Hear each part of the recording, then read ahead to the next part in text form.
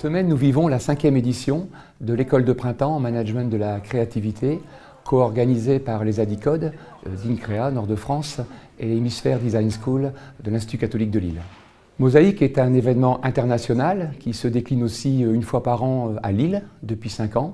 C'est une école en management de la créativité qui réunit des entreprises, des universitaires et tout type de profils désireux d'apprendre des méthodes de créativité, de s'y exercer et d'apprendre à prototyper, à produire des idées et à transformer la créativité en innovation. Cette année, nous avons travaillé avec AG2R, Pénat et Cité, dans le cadre d'une demande de trouver des solutions intéressantes, innovantes pour aider les aidants familiaux en entreprise.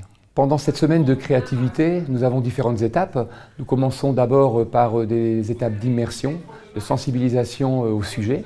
Puis après, nous avons une journée et demie de méthodologie avec différents types d'animations, en 2 dimensions, 3 dimensions, voire 4, dans lesquelles les participants s'exercent à ces méthodes. Et puis nous avons, après l'inspiration, une journée entière consacrée à la production d'idées, sorte d'atelier de co-design qui se termine par des présentations aux entreprises commanditaires des projets sur lesquels nous travaillons. Bonjour à tous, ceci n'est pas la vidéo de présentation prévue pour le programme.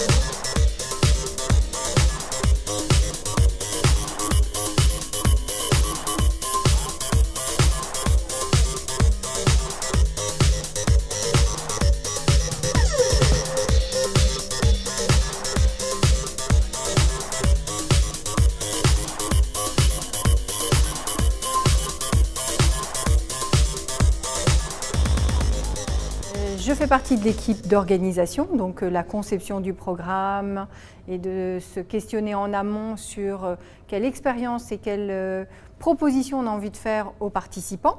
Et puis je suis aussi animatrice de certains ateliers, et en l'occurrence cette année de l'atelier sur le développement des potentiels créatifs. Alors cet atelier, il a pour objectif de permettre aux participants de découvrir leur propre potentiel créatif, puisqu'en fait tout le monde est créatif, ce n'est pas un talent. Et l'idée, c'est d'une part de comprendre comment on peut aller chercher ce potentiel-là, le développer, et ensuite on leur donne des méthodes, des outils, des modes de fonctionnement. Ouais. J'anime en fait 3 ateliers spécifiques, un sur l'écoute empathique, un sur la découverte du potentiel créatif, un sur l'improvisation, et j'anime aussi un parcours créatif qui est réalisé au service d'une demande d'entreprise à chaque fois, qui est notre commanditaire. On sollicite, on va dire, plutôt que recruter, parce qu'il y a des animateurs qui sont des animateurs internes, propres à INCREA, propres à Hémisphère, qui sont les 2 partenaires qui conçoivent et organisent ce séminaire. Et puis nous complétons nos ressources internes avec des animateurs qui viennent d'ailleurs et qui apportent des choses que nous ne faisons pas, voilà, et ce qui permet d'ouvrir à d'autres thématiques nos ateliers. Le résultat attendu, c'est vraiment de faire vivre une aventure à un groupe de personnes, de leur permettre un temps de recul, un temps aussi de communication entre ces personnes et de découverte d'un certain nombre de techniques qui sont en lien avec la créativité et son management. Donc Benoît et moi, Vincent et moi, on a pas bien répété celui-là. Nous sommes, vous le voyez, à égale distance. C'est parti.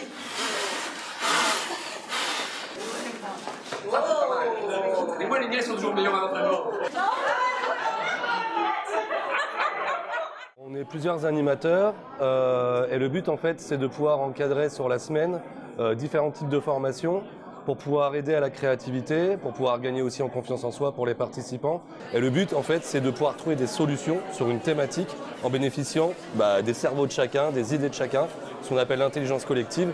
Tout ça facilité par les animateurs dont je fais partie, mais on est toute une équipe, pour pouvoir essayer de trouver des solutions concrètes à une demande de clients. il y a beaucoup de travail en amont, exactement, pour construire ce type d'atelier sur une journée complète, même encore demain matin.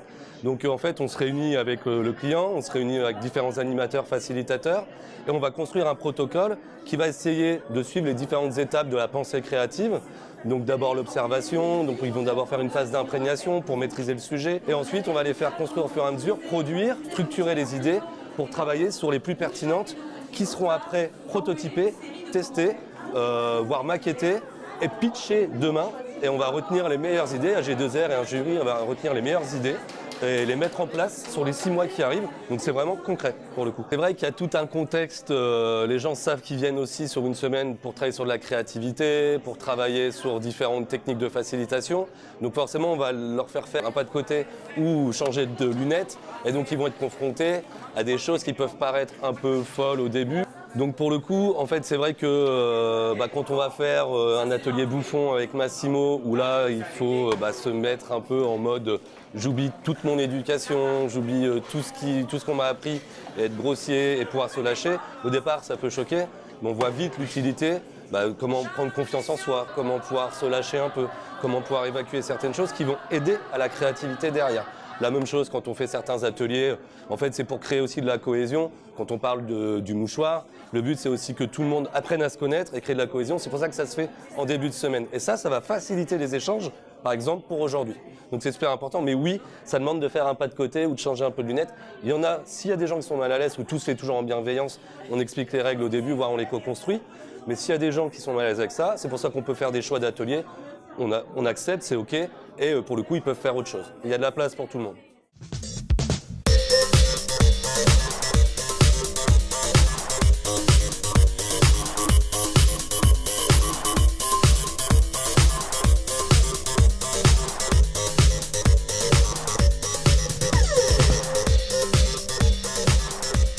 Alors, il existe 5 à 6 villes dans le monde, Montréal, Barcelone, Berlin, Grenoble aussi en France, Strasbourg, qui organisent des écoles de printemps, été, automne ou hiver en créativité. La particularité de Lille, c'est que les méthodologies sont basées sur l'expertise de 2 entités, donc les Adicodes d'INCREA et Hémisphère Design School, tournées autour de la créativité, du travail collaboratif, du co-design en particulier. On peut définir Mosaïque comme un hub de créativité internationale qui relie non seulement les villes qui organisent des événements, mais aussi les participants. Parce qu'en fait, Mosaïque, c'est un réseau. Il y a plusieurs écoles. Quelqu'un qui veut participer et qui veut s'enrichir, en général, il fait plutôt toutes les dates plutôt que de revenir plusieurs fois sur un même Mosaïque. L'offre, elle évolue sur la diversité des ateliers que l'on propose. Il y a certains ateliers, à force d'année en année, on s'est rendu compte qu'ils avaient beaucoup de succès. Et donc, on les renouvelle d'une année à l'autre. Et en même temps, c'est vrai que l'animateur de tel atelier ou tel atelier le fait un peu évoluer en fonction de l'expérience des années précédentes. En fait, c'est l'offre globale qui évolue. Les retours des ateliers ou de l'événement en particulier sont très souvent positifs, puisque les gens vivent un événement fort, ils se découvrent eux-mêmes, ils sortent aussi de leur zone de confort. Parfois, c'est plus délicat ou plus difficile parce que dans nos méthodes et nos méthodologies, nous ne nous contentons pas de faire de la purge d'idées, nous travaillons vraiment en associant des phases de divergence et de convergence inspirées du design thinking. Et dans ces étapes de divergence en particulier, on sort souvent très fort de sa zone de confiance et il faut amener ça en douceur. C'est pas toujours évident de faire travailler les 2 hémisphères de son cerveau. Donc on essaie toujours de le faire en bienveillance, mais certains de nos ateliers sont très originaux par le fait qu'ils poussent vraiment les gens, comme on dit, out of the box, donc un peu plus loin que leur périmètre de sécurité. L'année prochaine, nous aurons sans doute une édition particulière à Lille, puisque Lille, la métropole lilloise, sera capitale mondiale du design 2020, et donc nous allons corréler l'événement Mosaïque avec cet événement international lillois.